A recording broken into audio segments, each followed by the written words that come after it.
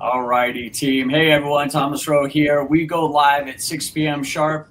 Tell us where you're joining from in the chat. Just drop down there where you're joining, what part of the country you're in, or what part of the world. Tonight's mid-year financial checklist list is in the chat, and you can also get it at the end when we throw up our QR codes. Grab it before we start. Tonight we have Aaron Ray, otherwise known as A-Ray, because we have Aaron Sarles here. We don't want anybody to get confused. KJ Peoples and myself. But listen, I'm going to do something a little bit different. We have the panel tonight. Me moderates, drives the session, keep it moving, lands every takeaway. You got to pull back the curtain here, showing you a little bit of AI and how we structure this. Aaron Ray, A-Ray, NIL, business and strategy, real stories, real numbers, the business credibility. KJ, financial literacy and empowerment, 1099 income, tax categories, financial products, the education layer, and Aaron Sarles, character and developer of the Caddy framework, why this is bigger than taxes, the foundation layer. So tonight, Aaron's lane is going to be discussing NIL financial stories, the most expensive mistakes, what financial clarity does in business negotiations, CRM demo, and deal tracking. KJ, financial literacy, fundamentals, 1099, W-2, separating money, giving every dollar a purpose, tax categories, financial products overview, the empowerment frame, reframe. And Aaron's lane tonight is character connection. Again, she's going to be addressing the Caddy framework. She is the co-founder of Blueprint to Blue Chip with me, and she's the mastermind behind the Caddy framework. So let's just jump right in. Aaron, you man the CRO demo, you built it, you know it. Then Thomas gets the tracking system section, take it away. I think I'm going too much into the AI here, so let's get right into it. A-Ray, tell me the most expensive financial mistake you've watched an athlete make. I mean, real numbers if you have them. What has it cost them, not just in dollars? Yeah. So I've seen a player receive a car. Awesome, right? I get a car and they're happy, but come April time, they get hit with a tax bill, and it's like, oh, well, I didn't receive any funds. And so our idea is, once we get payment, pay those taxes. But I want people to understand that I always say free ain't free, right? So if you have a car, again, I've seen it. So someone gets a car and turn around April time, they have a tax bill based on the car because they didn't pay the taxes on that car.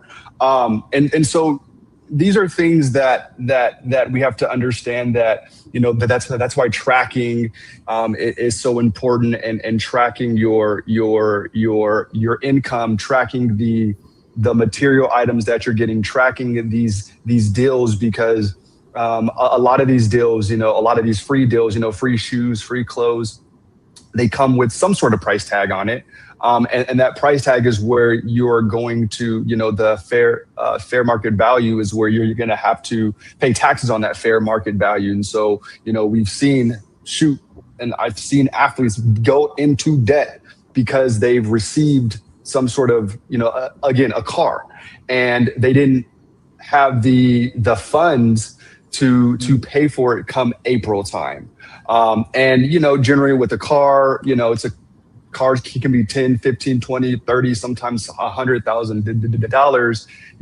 The taxes behind that, well, now you're in debt. Now you owe the IRS 20,000 or 15,000 or 10,000, 5,000, just kind of based on that free item that you received. And so, those are real consequences for not understanding either the taxes behind something, or just not tracking, not monitoring your NIL income, and or any NIL thing, a material thing that you've received. Unbelievable. Yep, an unexpected tax liability, because nobody built the system before the money came. KJ, you work with athletes on financial literacy and empowerment. What does financial fog actually do to an athlete's performance and decision making? Because people assume this is just a money problem, but it's not. What it does is it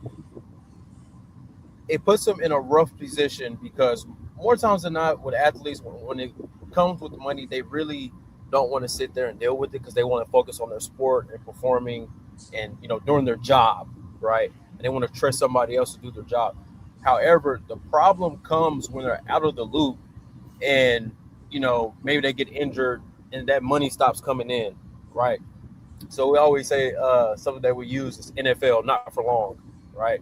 Like, you're going to be playing sports, but at some point, like, that money's going to stop coming in, right? So are you putting yourself in a position to where you have a cushion or a gap or an exit plan whenever that day comes, right? And that kind of helps with athletes dealing with that transition out of sports that we talk about all the time, right? Like, I can only imagine you get done with your playing career, you're trying to figure out like who you are after sports, which is why we do things like this and we talk about character and identity, right, to try to help alleviate that. But now you start worried about money on top of that. Like, money is a stressful topic already for everyday Americans, right? So just imagine somebody who's making 500,000, 600,000, 300,000, 100,000 to now they don't have any income coming in. Like, that's a big drop off. And that's a lot to worry about. So what it does to them is it just stresses them out. It affects their performance. It affects how they maneuver through life, and it affects their decision making because they feel like they have to be really aggressive. Like, oh my God, I have to do something really aggressive, entrepreneurial, and make this money make a lot of money for me when that's not always the case. So, and we'll kind of talk about that here in a little bit. Absolutely. Financial fog is a performance issue, or at least it can be. Aaron Sarles' blueprint to blue chip exists because of a specific problem you kept seeing. What kept showing up in your line of work with athletes that told you this was a character issue, not just a financial issue? Well, I think anytime you are faced with, quite honestly, anything, you're in a choice of making decisions. And so when you think about making decisions, are they reflecting who you want to be, where you want to be going? And so when you're being presented, let's say with an NIL deal or money, you have to really think about the bigger long-term picture versus like in the moment, what am I going to go do with this? Yes, that feels good to land that really big contract, but you've got to think 10 steps ahead of where you want to be going. And that's a reflection of you. And so not knowing who you are ultimately is going to kind of underpin and cause some of these issues that, like Aaron Ray talked about, that we'll probably talk about tonight. So you want to know who you are. So when you get the money, you know how you want to leverage it and spend it and use it. Yep, exactly. Character isn't selective. It shows up in everything, including your bank account. Here's what I know as a performance coach. The athletes who get this right, they're not smarter. They're not more talented. They built the right system at the right time, and that's why we put this panel together for you tonight. It's July. Most of you have been earning NIL income since January. Some of you have revenue sharing coming in too. Congratulations. And most of you, if you're honest, you know exactly what you owe, or you don't know what you owe. And tonight we fixed that. 3 things. That's it. 3 things that you're going to leave with tonight that you can act on tomorrow morning. And let's get into it right away. 3 takeaways. Every athlete in the room leaves with all 3. Let's get into it. Takeaway 1, you don't know your number, and that's the problem. Ray, what is that number, and why don't athletes know it? Yeah, so when you look at tax, or when you think about tax, or you think about your income, right? We're so caught up. We're used to, being an employee somewhere, right? And so we're used to having the taxes pulled out. They're being withheld by your employer. And so you don't have to you don't have to think about anything. You just receive your check. That's what it is. Whereas if you're a 1099, in which if you are getting NIL, you are a 1099 independent contractor. And what you should realize and know that there's no withholding on those taxes. And so, you personally need to withhold your taxes. And so then come April, or if you are if you're making estimated tax payments, right, you need to know how much you're actually paying, how much you should put aside. So, it varies. Some people say about 20% of that check of your income should go towards taxes. Some say about 25, some say a third, some say about 30%. So you should be within that range, 20 to 30%. You should be putting that away each time you receive some sort of NIL income. Each deal that you do, be it a rev sharing deal, be a third party NIL, you should be taking about a third of that and putting it off into maybe a high yield savings account or putting it somewhere.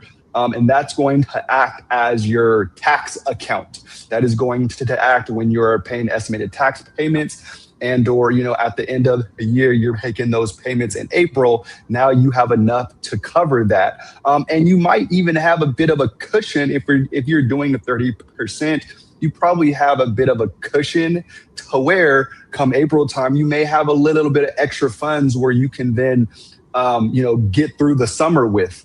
And so that and the number that you should be kind of circling is around 20 to 30% of your income should be put aside for taxes. No question about it. Team, it's important to have record keeping. You got to keep those records. Every payment, receipt, contract, non-cash item tracked and stored. Income versus expenses, total earned, total spent, enough to set aside, as A-Ray says, for taxes. Business entity, these gentlemen are going to get into it. LLC or an S Corp, maybe a sole proprietor, business and personal separated, tracking system, spreadsheets, updated, bank account set up correctly. This is a lot of work, but so is NIL, and you want to make sure that you want to keep as much money as possible. And the big picture, like A-Ray said, and we're going to get into it, estimated taxes, multi-state income, professional guidance. You need to know where everything falls. Hey, Ray, let's get into the CRM. You brought something tonight that changes the conversation. Yeah, and so I've been working on a CRM to kind of help with the tracking, right? Help with help adding more. I say adding more resources, like there isn't a million resources out there in the world, but I wanted to try to centralize everything, right? Your tracking, right? I got this NIL deal, how much does it, how much is it? Where does it go? Well, it can be tracked. It can be tracked on your, when are your deliverables due? Monitor and track your payments. When should you be receiving those? There's certain deadlines that you have to hit. And so being able to include those within a CRM, which also tracks your taxes, right? So it's going to track your federal taxes, it's going to track your state taxes, where you could possibly be filing for a state tax return.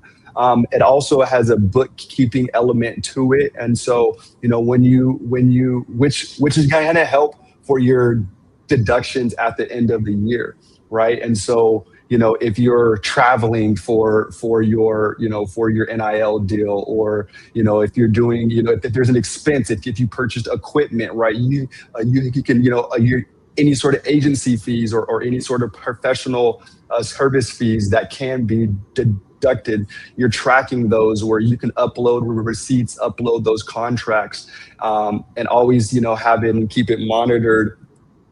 I don't know if I can share my screen or not, but if I can't, we'll make sure that as of right now, I don't know if I can share my screen.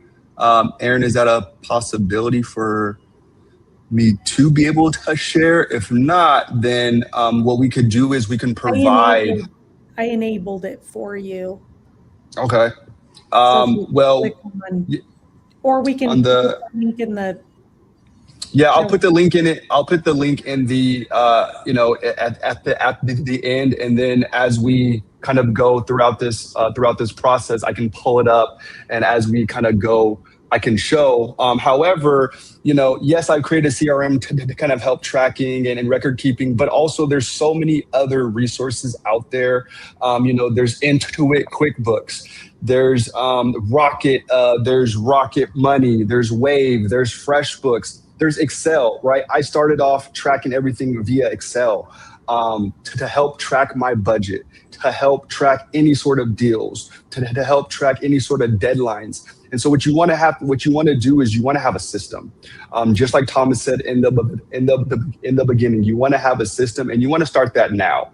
Why? Because school starts in the next month or two, right? And so if you already have these systems in place already, these tracking systems in place, your programs, your apps that you're going to use in place now, once those deals come, you insert those deals, and that's it. You don't have to worry about it, come December, come April, when you're scrambling, trying to talk to your CPA. I need this, I need that. You already have it all in one place, and you can just hand them your financial statements, your receipts, and you're good to go. So, this is a good time to do some research and to figure out what exactly, what app, what process works for me, and start tracking. Please start tracking, because that will save you a lot of time, and it will actually save you a lot of money on the back end, because you're keeping up with your deductions, which are going to help with your taxes.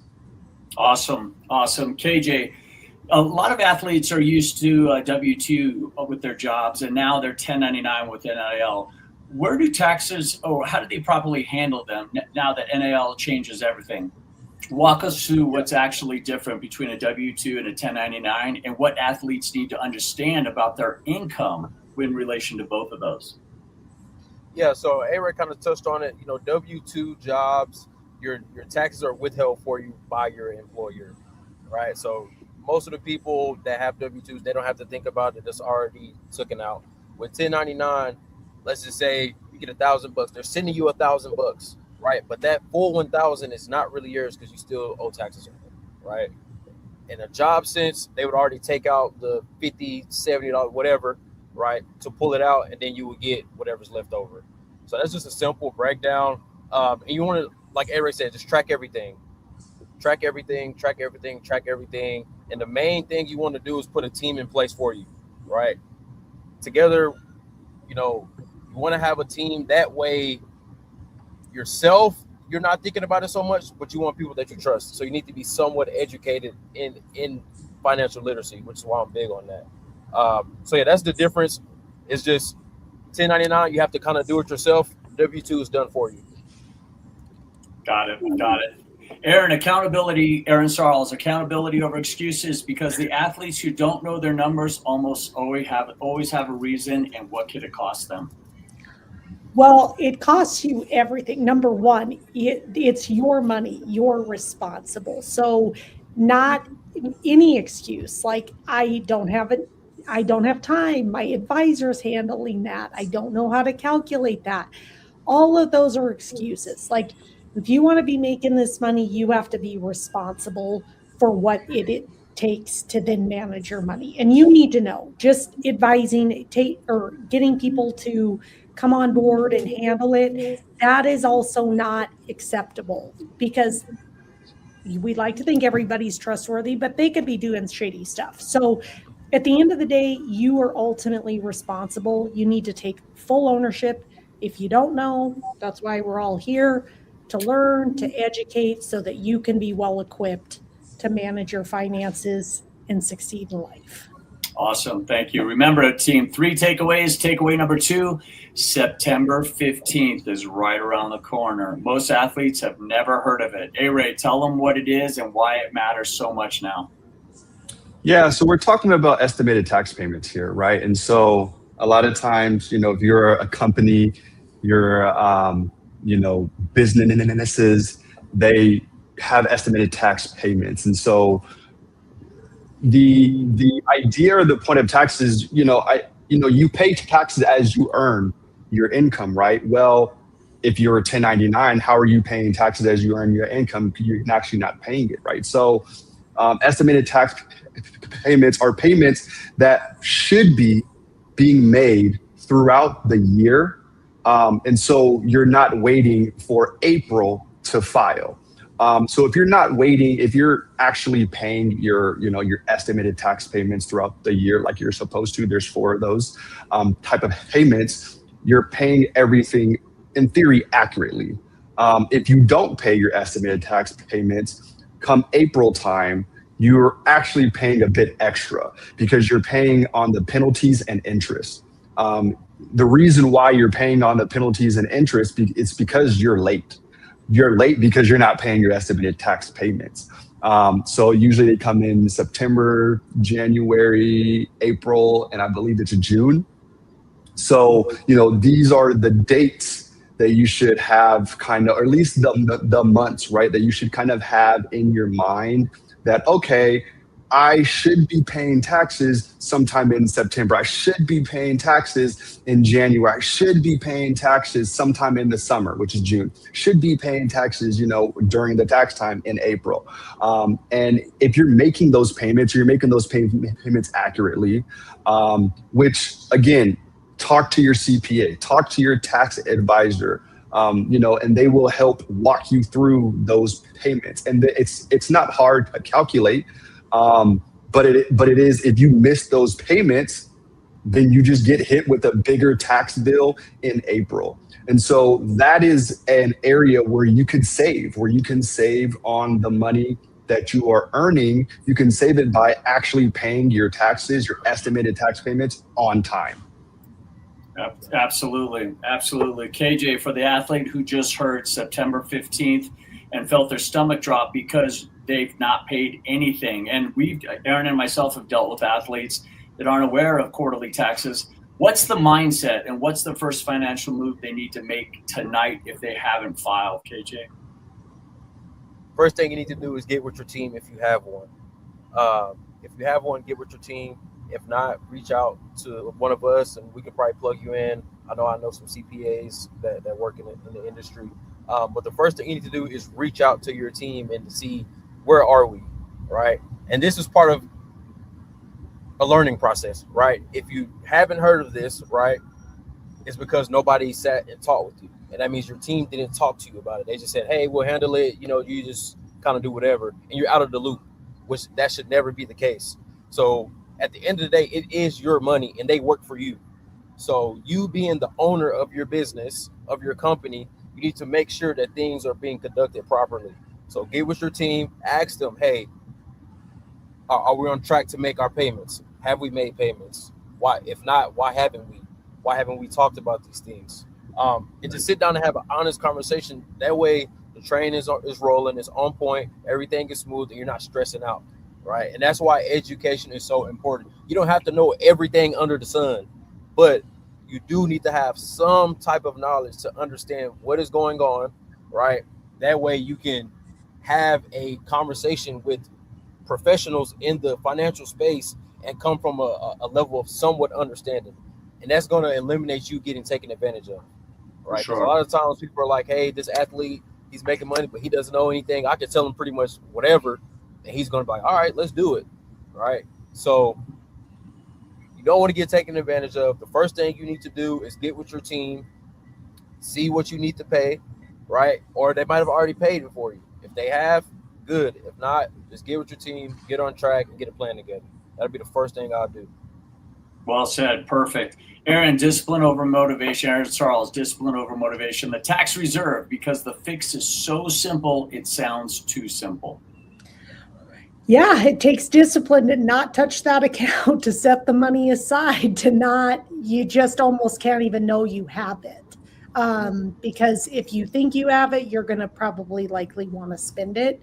And if you haven't set it aside and you're mismanaging your funds, when the bill comes due, you're going to wish you had that money set aside. So can't be calling mom and dad. You can't think you're going to get the next NIL deal to pay for it. Like, you have to be disciplined with your money. And I would say, live like you haven't made a dime. Don't go out and go crazy.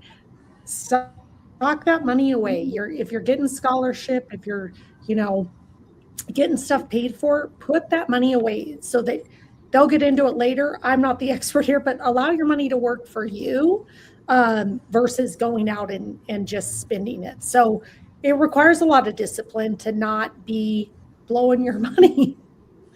Plain and simple. Yep. Yeah, and Aaron, to that point, I think, as you say, just put it aside. And I just said it is hard because when you get it, it's like, oh wow, like I have this, it's hard to just kind of, if you get $10,000 or $5,000, it's hard. I have to put 2,000 of this away to where I can't see it for a year or forever long. Like what, that doesn't make any sense. Like why it's mine. And so I think, and KJ, correct me if I'm wrong, I think a savings account, and maybe a high yield savings account, something to where as soon as this money hits, it can be sent off. You can put it in this account. You can't see it. I would even suggest having a savings account, an account that has no debit card attached to it. So you actively have to go and pull it out manually. And, that whole process, it's like, I got to go to the bank. I got to call my financial person for them to do all this. It makes it more of a hassle because you only really want to use that and pull it out when you absolutely have to, again, during tax time. And if it's in a high yields account, a savings account, that's going to, again, it may not generate a lot of income, but it can generate, a couple of dollars here and there. So, at least you're seeing your money work for you. And so that's what I would say. Like, I get it. It is hard, but at the same time, there are ways for us to, again, save that. So it's just not sitting in our bank account and we're seeing it every single day, because if that's the case, we're going to use it. We're going to spend it up. So put it in an area, put it in an account that you don't have access to, or it's a lot harder to get access to. Yep, absolutely. Team, what are the key takeaways tonight from brick number 2? Open a separate account tomorrow, so you could, first thing tomorrow, move 25 to 30%, as Aaron and KJ were talking about, to make future payments automatically. Book with a Capital Wealth Strategy call. We'll have that at the end of the QR codes for both A-Ray and KJ. And September 15th is only 51 days away. You have time. Let's take advantage of it. The third takeaway, this is the one that separates tonight from every other financial webinar you've ever attended. Financial discipline is character, not compliance. Aaron, this is yours. Tell me why the blueprint exists and what that means as far as compliance. Well, we exist because we want to help create the foundation. At the end of the day, who you are as a person is you make decisions from that point. So making sure that you're shored up about who you are, who you want to be, and making sure that every decision that you make is a reflection of that person. So if you want to blow your money, then you can't be upset down the road when you're broke. That's a reflection of you. And so we exist because we want you to make sound decisions. We want this to be a launching point for you to have some incredible income very early in life to set yourself up for future success, and not be blowing through the money and you get out of college and you're like, wow, I'm broke. I don't have a degree. And now what do I do? So that's why we exist, because we want you to be successful, contributing individuals. And it starts with who you are as a person. For sure.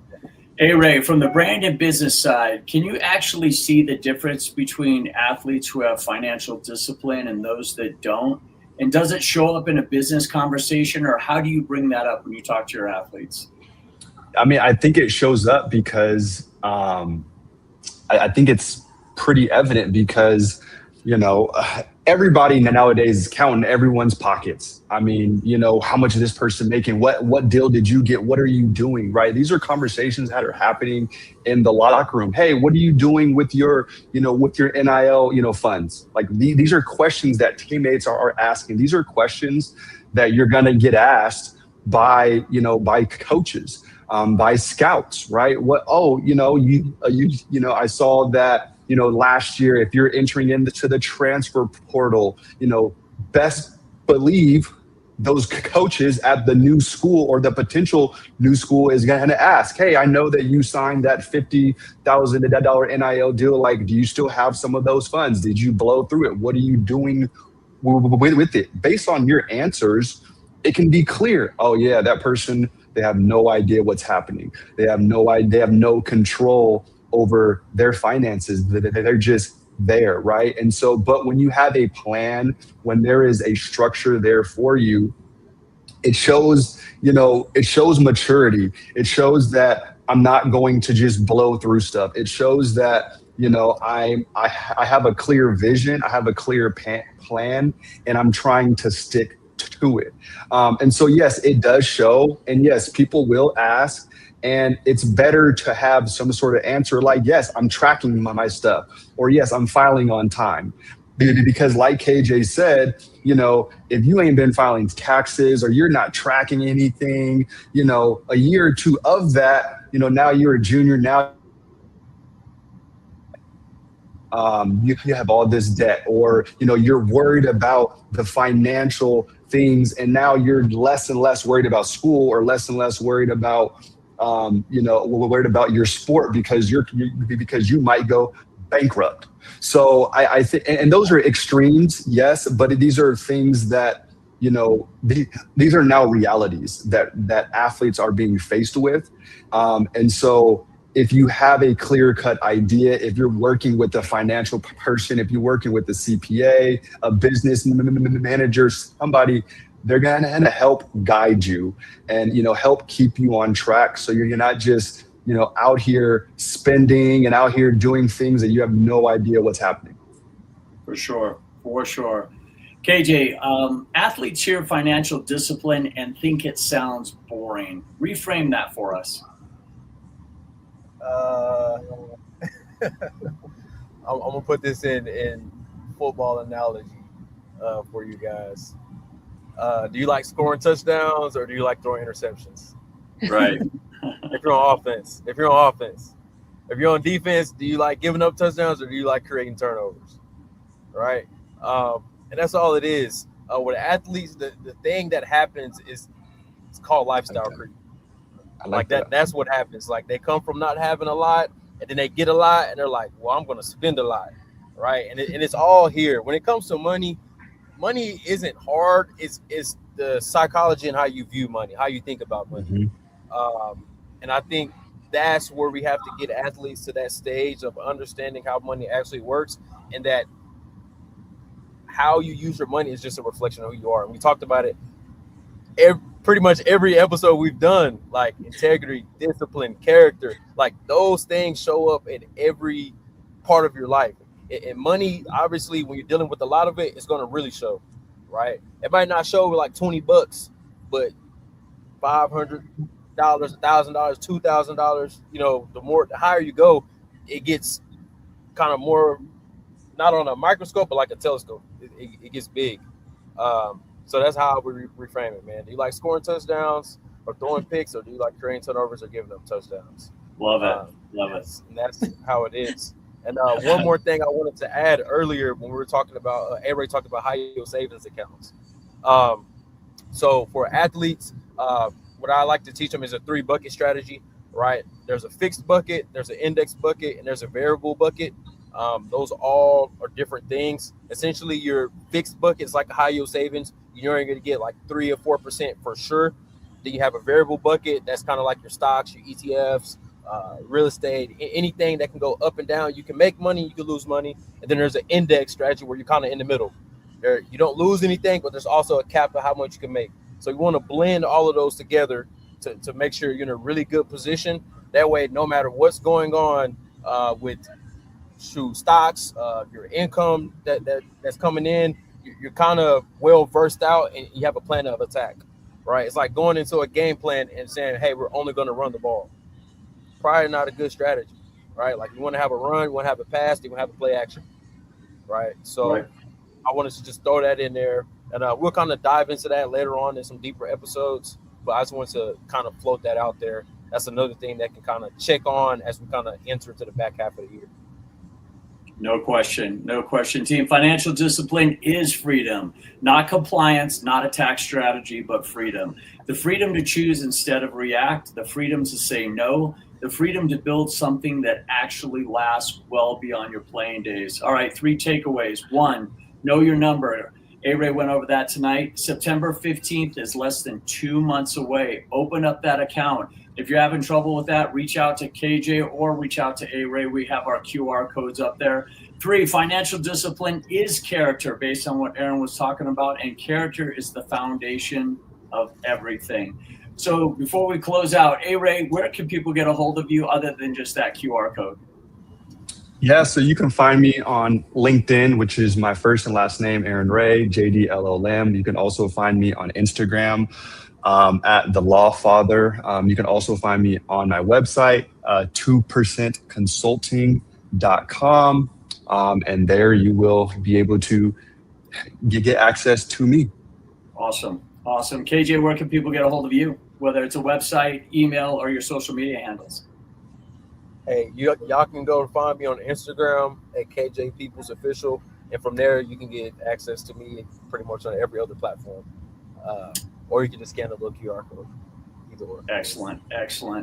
Aaron Sarles, where can people get a hold of you? Okay, well, they just scan that QR code. They're on the screen, blueprintbluechip.com. Easiest way to find us, blueprintbluechip.com. Awesome. And team, ladies, those of you that need to get a hold of me, most of my numbers are written in the women's locker room. You can find me. I'm kidding. Trying to keep it professional. Title 9, Thomas. Title 9.